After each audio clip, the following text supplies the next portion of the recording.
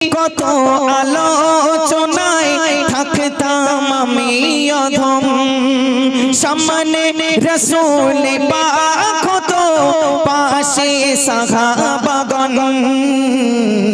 আবু বকর ওমর ওসমান আলীর সঙ্গী কেমন হতো, আবু বকর ওমর ওসমান আলীর সঙ্গী কেমন হতো, আবু বকর ওমর ওসমান আলীর সঙ্গী কেমন হতো। তো নয়নে রাসূল পাক দেখিলে কেমন হতো, তো নয়নে রাসূল পাক দেখিলে কেমন হতো।